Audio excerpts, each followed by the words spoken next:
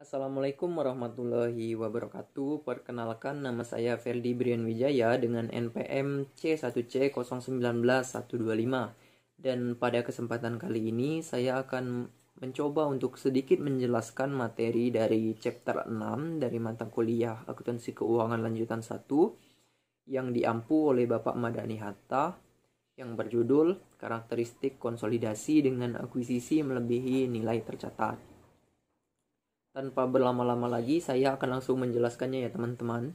Nah, yang pertama yaitu adalah prosedur konsolidasi. Jadi perusahaan pengakuisisi itu biasanya akan melakukan uji kelayakan atas bisnis yang akan mereka akuisisi. Nah, yang dilakukan perusahaan pengakuisisi sebelum melakukan pengakuisisian terhadap suatu perusahaan. Nah, jadi sebelum perusahaan itu mengakuisisi, biasanya perusahaan tersebut akan memikirkan dulu apa sih hasil dari akuisisi jika mereka melakukan akuisisi terhadap suatu perusahaan. Dan kemudian mereka akan mempertimbangkan apakah dari perusahaan yang akan mereka akuisisi terdapat reputasi atau yang lainnya. Nah, jika ada, maka ada kemungkinan perusahaan pengakuisisi tersebut akan mengeluarkan biaya yang lebih tinggi dibandingkan dengan nilai tercatat dari PT anak tersebut, dari PT yang akan mereka akuisisi tersebut.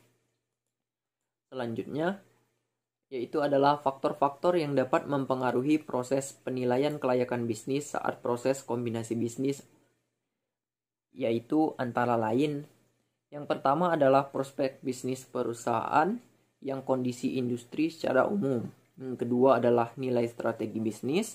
Yang ketiga ialah kualitas manajemen, dan yang keempat adalah nilai wajar dari aset maupun liabilitas yang dilaporkan oleh perusahaan yang akan diakuisisi. Selanjutnya adalah diferensial. Seperti yang sudah kita bahas di bab sebelumnya, diferensial tersebut adalah selisih ya teman-teman. Jadi berdasarkan PSAK nomor 22 revisi tahun 2010, diferensial harus dialokasikan pada aset teridentifikasi yang diperoleh dan atau liabilitas yang diambil alih yang dianggap menyebabkan nilai wajar dari entitas anak yang akan dikonsolidasikan melebihi nilai bukunya atau dialokasikan sebagai goodwill.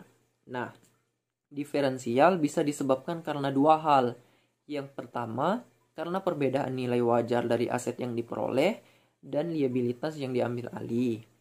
Yang kedua, karena goodwill bisa jadi kombinasi keduanya dan harus dilakukan analisis untuk menentukan diferensial. Selanjutnya, aset teridentifikasi dan liabilitas yang diambil alih.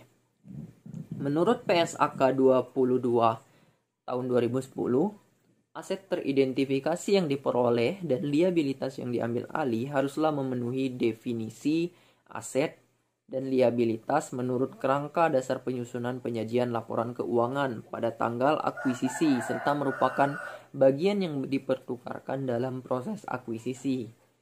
Nah, sebagai contoh, itu bisa jadi adalah aset tak berwujud. Misalnya adalah paten. Nah, ada kemungkinan saat kita mengakuisisi, ada kemungkinan gitu loh kita memperoleh aset berupa paten. Namun paten ini dihasilkan oleh PT anak secara internal.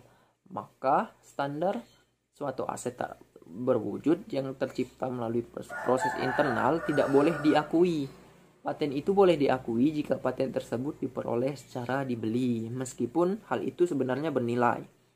Selain itu, PSAK 22 tahun 2010 juga menyatakan bahwa dimungkinkan untuk memunculkan suatu aset atau liabilitas yang baru sebelumnya tidak diakui oleh pihak yang diakuisisi. Selanjutnya adalah goodwill. Goodwill tidak diamortisasi tetapi akan dilakukan pengujian penurunan nilai jika terdapat indikasi bahwa telah terjadi penurunan nilai aset. Nah, pertanyaannya adalah kapan penurunan aset terjadi? Penurunan aset itu adalah ketika nilai tercatat dari aset tersebut lebih tinggi dibandingkan nilai yang diperoleh kembali yang ditentukan berdasarkan yang mana yang lebih tinggi gitu loh, antara nilai wajar dikurang biaya penjualan dibandingkan dengan nilai pakai hasil investasi di masa mendatang. Seperti itu. Nah, selanjutnya pembelian dengan diskon. Akuisisi dengan konsiderasi nilai wajar yang dikeluarkan oleh investor lebih rendah dibandingkan dengan nilai wajar dari seluruh aset bersih yang dimiliki investi.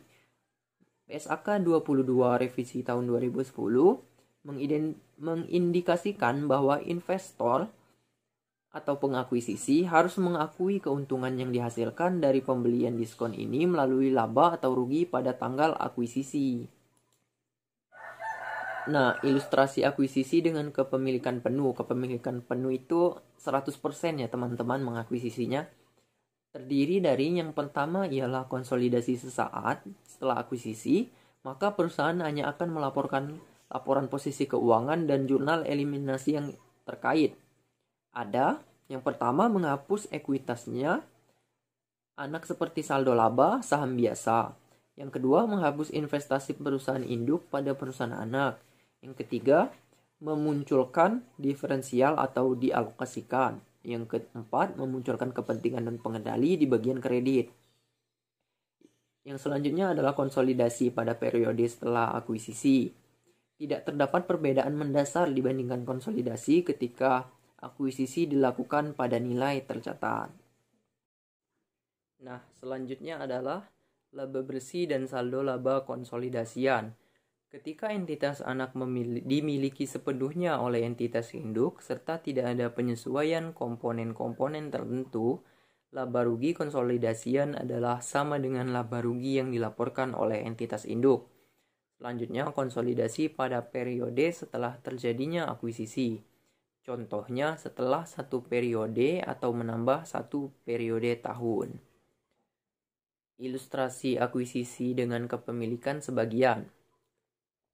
Adanya bagian ekuitas kepentingan non-pengendalian yang bagian ekuitas pada laporan posisi keuangan akan muncul kepentingan non-pengendalian.